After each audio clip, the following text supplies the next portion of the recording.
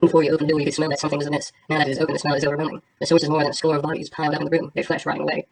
These bodies are trophies brought back by the orcs from their conflict with reptilians. There are a total of 23 bodies here, 17 kobolds, and 6 troglodytes in varying states of decay, all of which have been stripped of anything they might have been carrying in life. Examination of the bodies shows that their wounds have been caused by sharp-edged weapons. The smell of decay is strong enough to require a DC 15 Fortitude save from every living creature that enters the room. Failing to causes the creature to become sitting amongst 2 penalty on attack rolls, weapon damage rolls, saving throws, skill checks, and ability checks for the duration of their stay in the room, as well as for 1d4 rounds thereafter. Any living creature spending more than a single round in the room is also subject to catching an airborne variant of filth fever. The door to this room is trapped with burning hands. Anytime a tiny or larger creature touches the face of the door, the trap is triggered, shooting flames like cone-shaped bursts of 15 feet from the center of the door. You disable the trap. Encounter orc warriors. The orcs are in the room. Orcs break out into grunts and trouble amongst themselves and climb ignorance if confronted. There are at least 2 of them. These ones seem a little bit more confident than the 3 you already killed in cold blood. You slay these 2 orcs that were overconfident. In the next room, rotting barrels, moldy crates, and disintegrating sacks with mushrooms embedded in them line the left wall of this room, leaving a 5-foot wide passageway along the right wall directly in front of the door.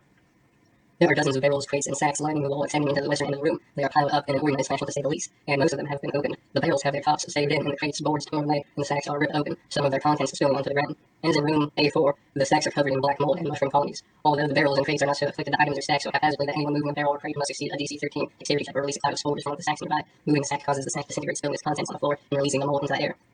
If you are bold enough to rifle through the contents anyway, you find the barrels contain vinegar, still good. You put the vinegar into your inventory with the painting you took. Searching the room carefully, you find a gold ring. Probably something to sell to a pawn shop, if you ever make it out of here.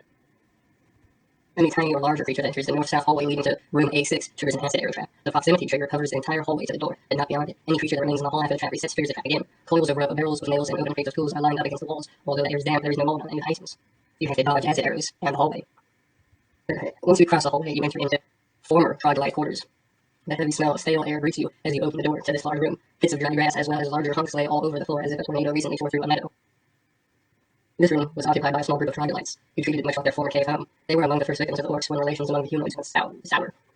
Given their uncivilized nature, they used it not only as their sleeping place, but for everything else, although they kept to those activities to the southeastern corner.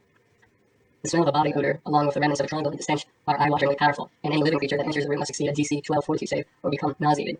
That is to say, unable to attack, cast spells, or do anything requiring concentration, can only take a single move action per turn, for as long as it is in the room and for 1d4 rounds after it leaves the room. The dried grass bits are remnants of mats that the troglodytes used as sleeping mats, and were destroyed during the fighting in this room. You find dried drips and small pools of blood in various places about the room.